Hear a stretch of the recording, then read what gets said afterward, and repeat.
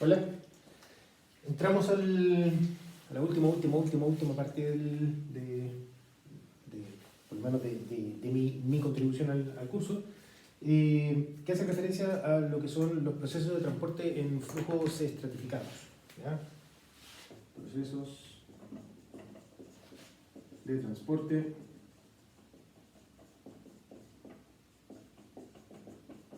en flujos estratificados.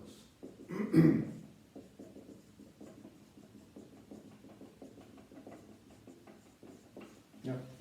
Y es una característica del flujo, o sea, no una característica del fluido, aun cuando se explican por propiedades de los fluidos, variaciones de las verticales de la densidad en particular. Esas variaciones verticales de la densidad se deben a condiciones de borde particulares que pueden existir. ¿Ya? Entonces, en general, ¿cuáles son las características de los procesos de transporte cuando estamos hablando en flujos estratificados? La primera es que cuando estamos hablando de flujos estratificados es que tenemos variaciones verticales de la densidad.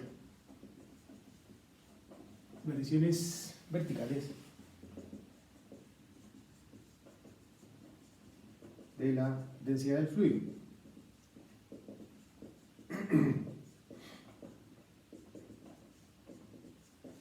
Que son las que terminan explicando el fenómeno de la estratificación. ¿Ya?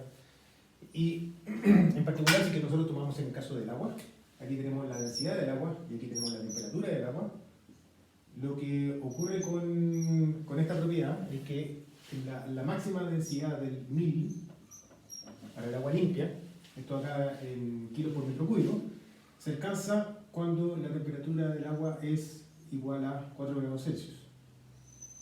Para temperaturas mayores que estos 4 grados Celsius, se tiene que la densidad va disminuyendo a la medida que va aumentando la temperatura.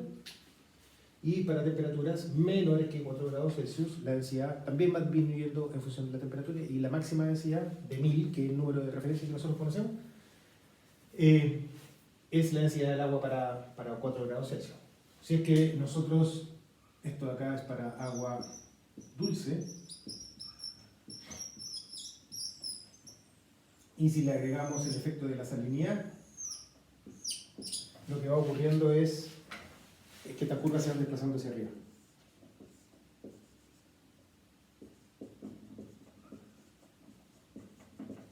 ¿Ya?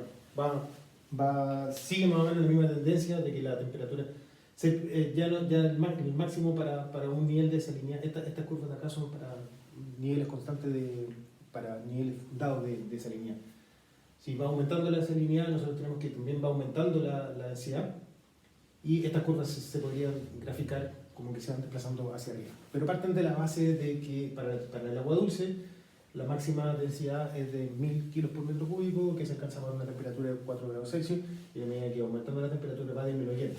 Este es el rango de temperaturas que nosotros generalmente encontramos en la zona central de Chile. Si nos vamos al sur, a los glaciares, a la zona de los canales y fiordos del sur de Chile, aquí podemos tener perfectamente rango de temperatura que estén cercano a los 4 grados Celsius, así que estas características particulares dicen mucho, ¿ya? Y van a producir casos generales.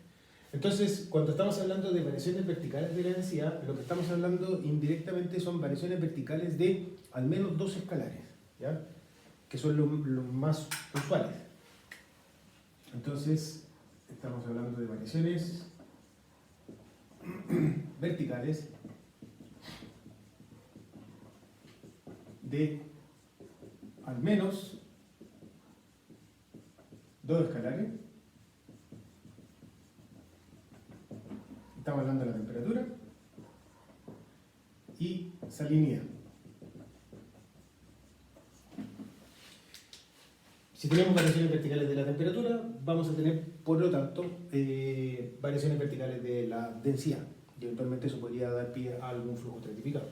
Si tenemos variaciones verticales de la salinidad, también vamos a tener entonces variaciones verticales de la densidad del agua, y por lo tanto vamos a tener, eventualmente vamos a generar condiciones estratificadas. ¿Cuándo se generan variaciones verticales de la temperatura? Estas de acá se generan, por ejemplo, porque la superficie se calienta en verano y ese aumento de la temperatura de la superficie está diciendo que hay una menor densidad del agua en la superficie, y ahí estamos hablando en cualquier tipo de cuerpo de agua medianamente profundo. Para que sea una estratificación estacional, estamos hablando de no sé, de profundidades del orden de sobre 20 metros. ¿Ya? Esas son las que uno podría estar explicando en una estratificación estacional, producto de que la superficie se me está calentando por verano porque hay mayor temperatura, llega más radiación solar, y todo ese efecto combinado hace que se me caliente la superficie y por lo tanto se me estaría generando una zona en la superficie que tiene una menor densidad. ¿Ya? En el caso de la salinidad, estamos hablando, por ejemplo, en el caso de los estuarios o fiordos,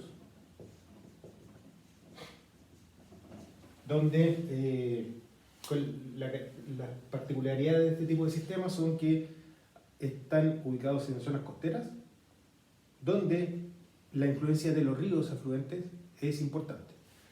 Y si tenemos un río que está llegando con agua dulce, que está entrando en un cuerpo de agua en el océano con agua salada, se genera entonces que el agua dulce va a tender a entrar por la superficie, porque es menos densa, se ubica en la superficie, y el agua salada se va a tender a ubicar en zonas más profundas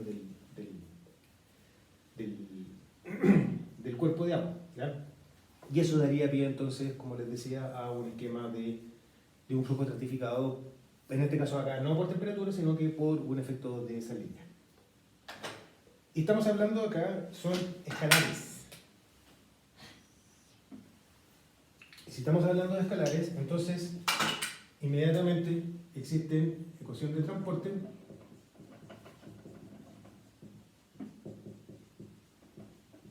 para T y la salinidad. Hay variaciones hay ecuaciones de transporte para la temperatura y la salinidad, que estamos hablando que es un flujo turbulento.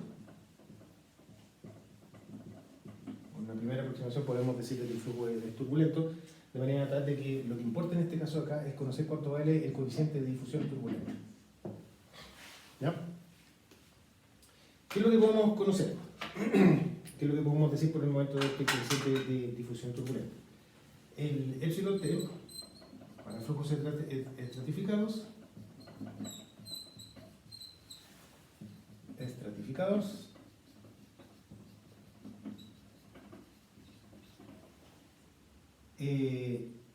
es anisotrópico.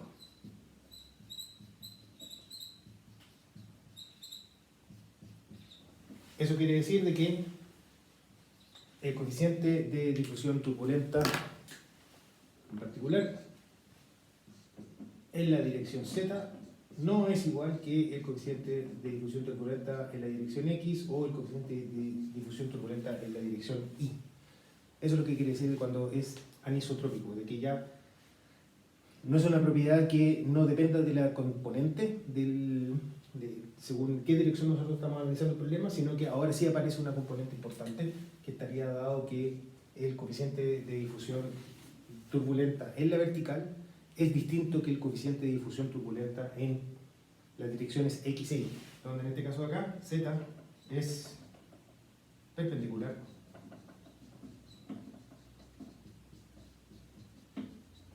a G. ¿Ya? Es un eje Z, tiene que ser perpendicular a G para que esto ocurra. Y el epsilon T, Z, nosotros sí podemos decir de que es menor o igual que el epsilon T X, que nosotros sí podemos decir de que el coeficiente de difusión turbulenta en X y en Y son iguales, pero en la vertical es donde aparecen estas variaciones, aparece un efecto debido a la electrificación, que nosotros a priori podemos decir de que todos los coeficientes de difusión turbulenta en la vertical son menores que los coeficientes de difusión turbulenta en las direcciones X y Y. ¿Ya? Y esto acá se explica principalmente porque, con un poco más de detalle lo vamos a estar viendo en el próximo video, Pero en general, esto de acá se explica porque se necesita, o sea, producir una mezcla vertical, producir mezcla. Cuando estamos hablando de mezcla, estamos hablando de difusión vertical en un flujo estratificado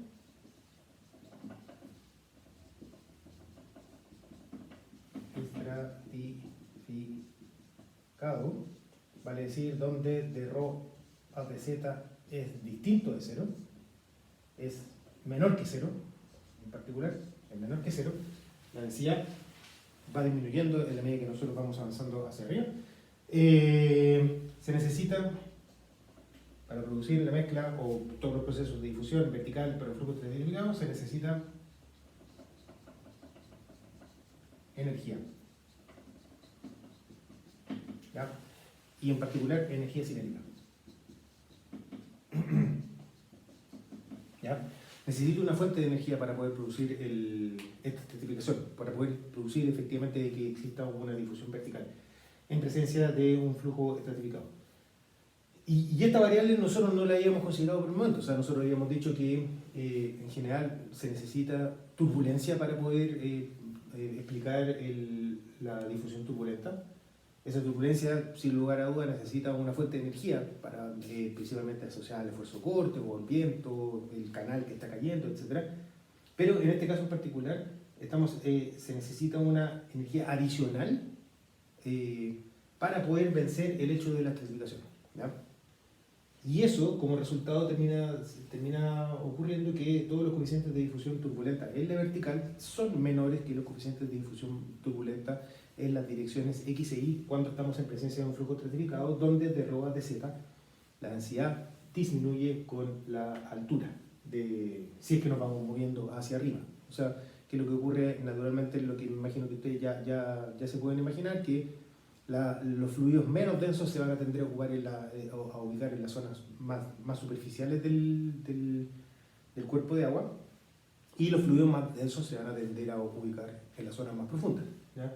Ese sería como el ordenamiento natural del sistema, si es que nosotros, imagínense, tenemos fluidos, mezclamos fluidos de diferentes densidades, lo que va a tender a ocurrir naturalmente es que el fluido más denso se ubicará abajo y el fluido menos denso se ubicará arriba. ¿Ya? Esa forma, comillas, natural de estructurarse en la vertical cuando estamos en presencia de diferencias de densidades, y que nosotros queremos revertir esa forma o queremos producir algún tipo de mezcla dada por algún fenómeno difusivo que me levante masa de fluido denso o me baje masa de fluido menos denso, ese proceso necesita una fuente de energía externa. ¿Ya? Y por lo tanto, una de las conclusiones que sacamos en el contexto de esta primera introducción es que la difusión está fuertemente castigada en presencia de la estratificación. Todos los procesos de mezcla vertical están fuertemente castigados por presencia de esta estratificación dada por una variación vertical de la densidad, donde la densidad va disminuyendo en la medida que nosotros vamos avanzando. Un poco más de detalle acerca de esto acá y cómo se cuantifica esta estratificación la vamos a estar viendo en el próximo video. Eso, nos vemos. Chao.